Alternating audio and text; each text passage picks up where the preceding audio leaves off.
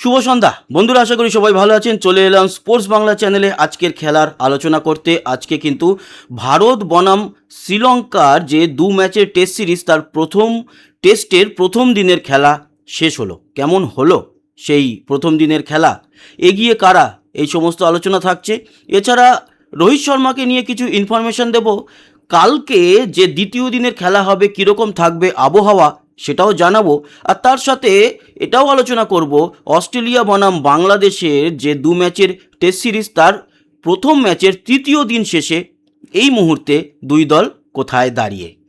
প্রথমেই চলে আসি আজকের এই যে টেস্ট ম্যাচ শুরু হলো। প্রথম দিন টস জিতে কিন্তু শুভমান গিল ব্যাটিং নেয় এবং ব্যাটিং নিয়ে ভুল করেনি এটুকুই বলা যেতে পারে, কারণ দিনের শেষে ভারত 2 উইকেট হারিয়ে 288 রান তুলেছে।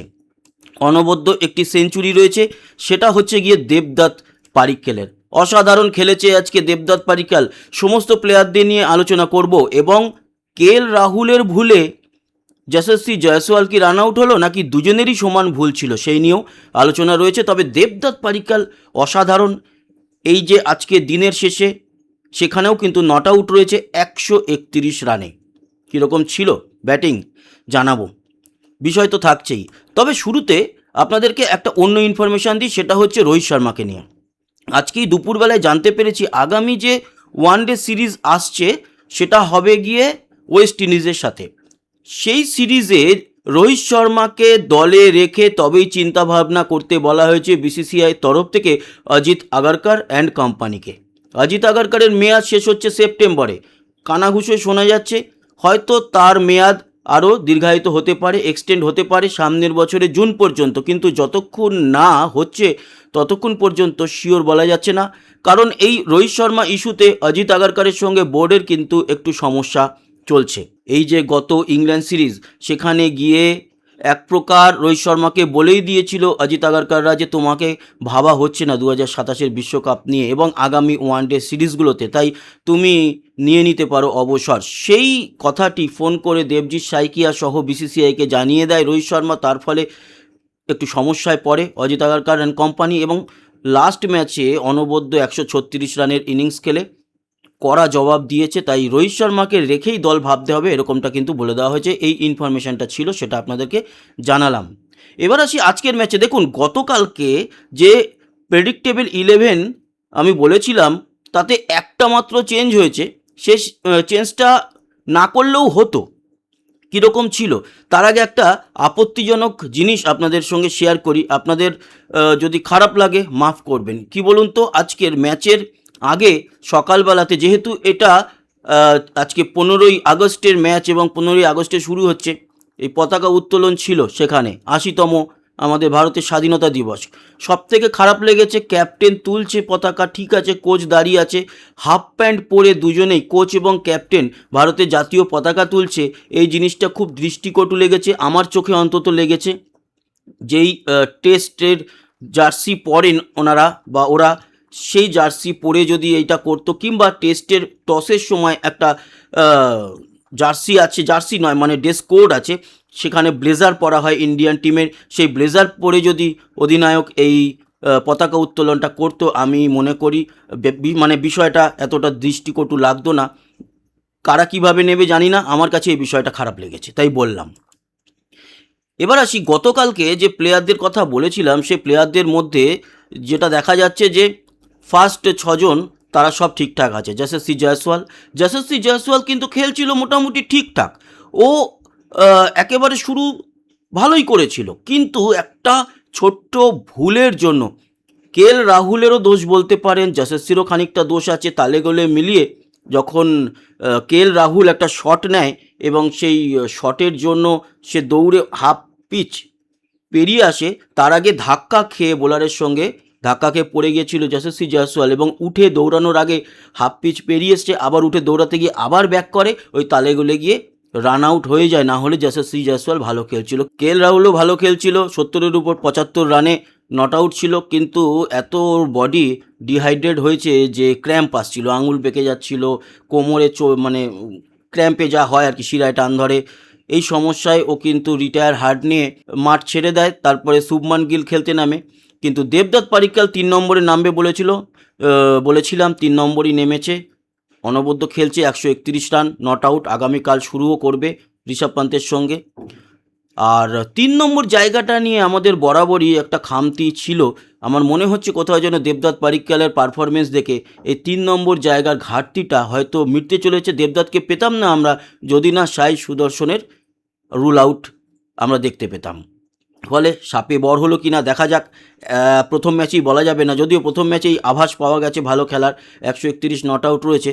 তাও নিশ্চয়ই কন্টিনিউ বেশ কিছু ম্যাচ ভালো খেললে তখন আমরা ধরে নিতে পারবো যে 3 নম্বর জায়গাটা হয়তো দেবদত্ত পাডিক্কালের জন্য ফিক্সড হতে চলেছে।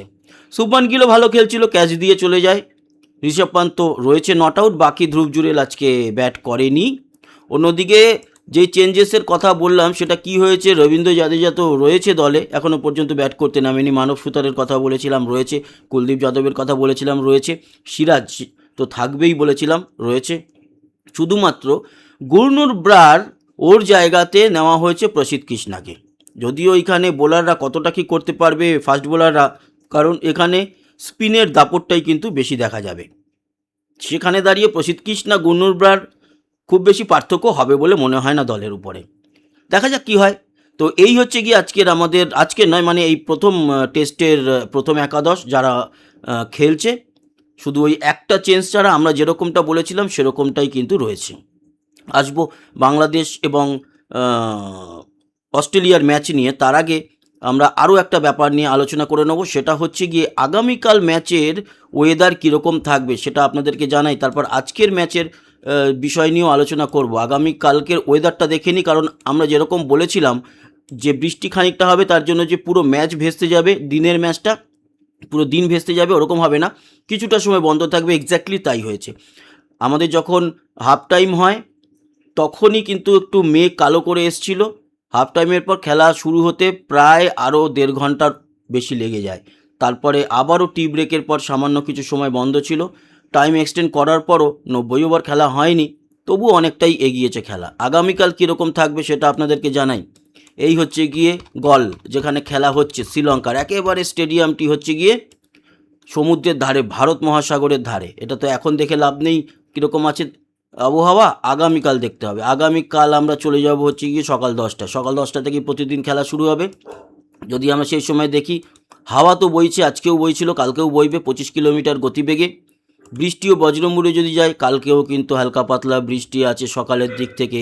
তারপরে বেলা গড়ানোর সাথে সাথে যদি বিকেল বা সন্ধে অবধি, কালও কিন্তু ভারী বৃষ্টি নয় কিন্তু ছিটে ফোঁটা হলেও কালকেও বৃষ্টি আছে। এই সমস্যাটা একটা দেখা যাবে। বৃষ্টির পরিমাণ কতটা, বৃষ্টির পরিমাণ কিন্তু বেশি নেই, তবে কিছুক্ষণের জন্য কালকেও খেলা বন্ধ থাকতে পারে, এরকমটাই কিন্তু দেখতে পাচ্ছি। যেহেতু ফুটবল হলে এই বৃষ্টির কোনো রকম অসুবিধা হতো না, যেহেতু এটা ক্রিকেট তাই হালকা ঝিরিঝিরি বৃষ্টি হলেও খেলা বন্ধ রাখতে হয়।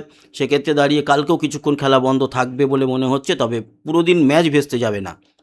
তাপমাত্রা কালকে যখন খেলা শুরু হবে রবিবার 16ই আগস্ট সকালবেলা 10টার দিকে, তখন থাকবে 28 ডিগ্রি তাপমাত্রা। তারপরে দুপুরের দিকে যখন খেলা চলবে 2-3টের দিকে, তখনও 28 থাকবে। বিকেলে যখন খেলা শেষ হবে, যেহেতু বৃষ্টি হবে বলে আমরা দেখতে পাচ্ছি, তাই 6টা অবধি ভারতীয় সময় খেলা হবে বলে ধরে নিলে 27 ডিগ্রিতে থাকবে। তার মানে গরমটা কিন্তু লাগবে, এখানে তাপটা লাগবে। আর সমুদ্রের ধারে তো একটুখানি কষ্ট হয়। এই গেল গিয়ে আবহাওয়া। আমরা আসবো হচ্ছে গিয়ে এখনও পর্যন্ত এই ম্যাচের যা পরিস্থিতি, তাতে কাদের জেতার চান্স কতটা সেটা দেখে নেব। চলে যাব আমরা প্রেডিকশন সাইটে এবং এই মুহূর্তে রেজাল্ট কি, সামারি কি সেটাও দেখে নেব। ভারত টস জিতে ব্যাটিং করেছে প্রথমে। 73 ওভার অবধি আজকে খেলা গড়িয়েছে, তাও বলবো খারাপ নয়। বৃষ্টির মধ্যেও 73 ওভার চলেছে, মানে বৃষ্টি বাদ দিয়েও 73 ওভার যে করানো গেছে এটাও অনেক বড় ব্যাপার। 288 2 উইকেটে তুলেছে। শ্রীলঙ্কা এখনও ব্যাট করেনি, আমাদের ইন্ডিয়ার ব্যাটিংই এখন অনেক বাকি আছে। নিশ্চয়ই কালকে 2টো সেশন তো করবেই, আর যদি খুব ভালো যায় তাহলে 3টে সেশনও করতে পারে, মেরে একটা বড় রানের টার্গেট দিয়ে ছেড়ে দিতে পারে। তো লাইভ উইন প্রবাবিলিটি বলছে ইন্ডিয়া জেতার চান্স 70%, ড্র 26%, শ্রীলঙ্কার মাত্র 4%। অন্যদিকে যশস্বী জয়সওয়াল 37 বলে 32, 5খানা 4। কে এল রাহুল 162 বলে 77, 9টা 4, 1টা 6। রাহুল ভালো খেলছে, এখনও নট আউট রয়েছে, রিটায়ার্ড হার্ড হয়ে রয়েছে। দেবদত্ত পারিক্কাল 178 বলে 131 নট আউট, 12টা 4 1টা 6। শুভমন গিল 28 বলে 16 2টো 4 মেরেছে, 4 দুটো ভালো ছিল। ঋষভ পান্ত নট আউট রয়েছে 36 বলে 27 3টে 4 1টা 6। ওদের হয়ে উল্লেখযোগ্য বলতে এই জয়সূরিয়া, প্রভাত জয়সূরিয়া, সেই কিন্তু একমাত্র একটা উইকেট নিয়েছে। বাকি আমাদের যার একটা উইকেট পড়েছে সেটা যশস্বী জয়সওয়ালের ওই রান আউটটা। এই গেল গিয়ে আজকের সামারি। এবার আসি বাংলাদেশ এবং অস্ট্রেলিয়ার মধ্যে যে সিরিজটা হচ্ছে, বাংলাদেশ কিন্তু 23 বছর পর খেলতে গেছে টেস্ট সিরিজ অস্ট্রেলিয়ায়। এখানে ম্যাক্সিমাম প্লেয়ারই প্রথমবার টেস্ট খেলছে অস্ট্রেলিয়ার মাটিতে। সেখানে দাঁড়িয়ে যেরকমটা ভাবা হয়েছিল ঠিক তার উল্টো ঘটছে। এই মুহূর্তে দাঁড়িয়ে বাংলাদেশের জেতার চান্স 67%, ড্র মাত্র 6, অস্ট্রেলিয়া 27%, যেটা উল্টো হলে অবাক হওয়ার কিছু ছিল না। কিন্তু এটাই অবাক লাগছে, যেহেতু এই আমরা প্রবাবিলিটি দেখতে পাচ্ছি, তার কারণ বাংলাদেশ ভালো খেলেছে। গতকালকের পর আজকে বাংলাদেশ শেষ করে 426 রানে, আর এখনও অবধি 4 উইকেট হারিয়ে ফেলেছে। 53 ওভার খেলে 161 তুলেছে অস্ট্রেলিয়া, 67 রানে পিছিয়ে আছে, হাতে 6 উইকেট। এই 6 উইকেটে কতটা কভার করে লিড দেয়, তার উপরে আগামী দুদিনের ম্যাচ বাকি আছে। বাংলাদেশ কিন্তু এখনও পুরো একটা ইনিংস খেলতে পারবে, ফলে বাংলাদেশের জেতার চান্স এখানে রয়েছে। এখন মিরাকেল হতেও পারে, বাংলাদেশের জেতাটা এই মুহূর্তে মিরাকেল অনেকে মনে করলেও বাংলাদেশ যেরকম খেলেছে সেটা আর মিরাকেল নয়, সেটা ঘটনা। কিন্তু অস্ট্রেলিয়া যদি এখান থেকে রিভার্স কিছু করতে পারে সেটা হবে এখন মিরাকেল। তো সেই ক্ষেত্রে আজকে অস্ট্রেলিয়ার বাংলাদেশের শেষ যখন হয় ব্যাটিং, সেই সময় বাংলাদেশ 426 করে। শেষের দিকে তাসকিন 32 বলে 14, 23 বলে 17, তাইজুল ইসলাম 92 বলে 14। 92 বলে 14 মানে হাসান মাহমুদ একটা দিক পুরো ধরেছিল, তার মধ্যে আবার 2টো 4ও মেরেছে। হাসান মাহমুদ একজন বোলার, প্রথম ইনিংসে 6টা উইকেট নিয়েছে, এই ইনিংসেও এখনও পর্যন্ত 2টো উইকেট নিয়েছে। তার মধ্যে ব্যাটিং করেছে, 92টা বল ফেস করেছে। এখানে 14 রানটা বড় কথা নয়, বড় কথা হচ্ছে 92 রান বল ফেস করে একটা দিক ধরে রাখা, অন্যদিকে যারা ব্যাটার আছে তাদেরকে রান করতে দেওয়া, সেখানে দাঁড়িয়ে খুবই ভালো। মেহেদী হাসান মিরাজ হাফ সেঞ্চুরি করেছে 154 বলে 65, এবং নাজমুল হোসেন শান্ত 84 করেছে 126 বলে। আর কালকে তো তানজিদ হাসান 101 করেই ছিল সেঞ্চুরি। এই হচ্ছে গিয়ে এদের পজিশন। এবং ওদের হয়ে যারা উইকেট পেয়েছে, 6টা উইকেট নিয়েছে এখানেও জস হ্যাজেলউড, 2টো নিয়েছে মিচেল স্টার্ক, আর একটা করে প্যাট কামিন্স আর নাথান লিওন। অন্যদিকে অস্ট্রেলিয়া যে ব্যাট করছে, অস্ট্রেলিয়ার হয়ে এখনও পর্যন্ত অস্ট্রেলিয়া তুলেছে হচ্ছে গিয়ে 161, 4 উইকেট হারিয়ে।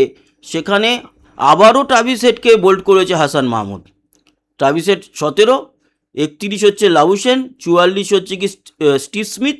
আচ্ছা, হাসান মাহমুদ যে 2টো উইকেট নিয়েছে, দুটোই কিন্তু বোল্ড করেছে 2 ওপেনারকে। হাসান মাহমুদ ডেঞ্জার হয়ে উঠছে দিন দিন। আচ্ছা, নট আউট রয়েছে ক্যামেরন গ্রিন আর অ্যালেক্স ক্যারি, দুজনেই রয়েছে 86 বলে 43, 50 বলে 19 রানে। এদিকে যারা বল করছে তাদের মধ্যে হাসান মাহমুদের কথা বললাম, 2টো উইকেট নিয়েছে, আর একটা করে তাইজুল ইসলাম আর মেহেদী হাসান মিরাজ। এই হলো গিয়ে বাংলাদেশ বনাম অস্ট্রেলিয়ার ম্যাচের সারাংশ।